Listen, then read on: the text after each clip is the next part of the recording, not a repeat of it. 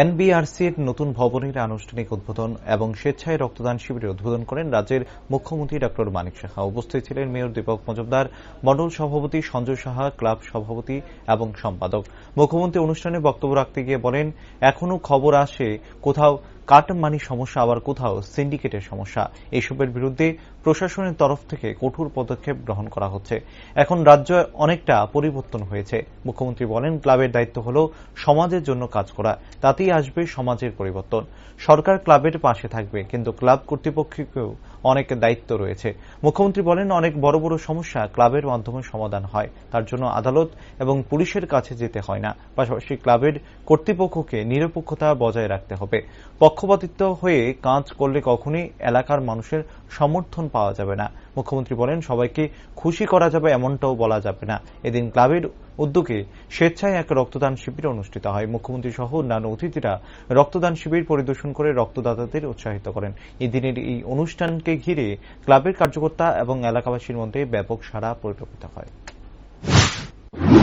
আমরা বারবার বলছি, বিভিন্ন জায়গায় টুকটাক খবর আসে এখন, কোথাও কাটমানির সমস্যা, সিন্ডিকেটের সমস্যা। তো এই যে সমাজের যে পরিবর্তন, সেটা কিন্তু আমরা চাই। এখন আমরা সেই হুঁশিয়ারি আমরা দিয়েছি। তো সেই পরিবর্তন আস্তে আস্তে করে আসবে এবং ক্লাবের এনবিআরসির যে ক্লাব, একটা সামাজিক ক্লাব, অর্থাৎ সমাজের জন্য কাজ করা আর সমাজ পরিবর্তন। আমি যে কথাগুলো বললাম, এগুলো এর মধ্যে আসবে। সরকার আপনাদের সাথে থাকবে, কিন্তু আপনাদেরও দায়িত্ব আছে। ক্লাবের যেহেতু আমার অভিজ্ঞতা আছে, অনেক বড় বড় সমস্যা একটা ক্লাবের মাধ্যমে সমস্যার সমাধান হয়। কোর্টে যেতে হয় না, পুলিশের কাছে যেতে হয় না, কিন্তু ক্লাবের মাধ্যমে সেই সমস্যার সমাধান হয়।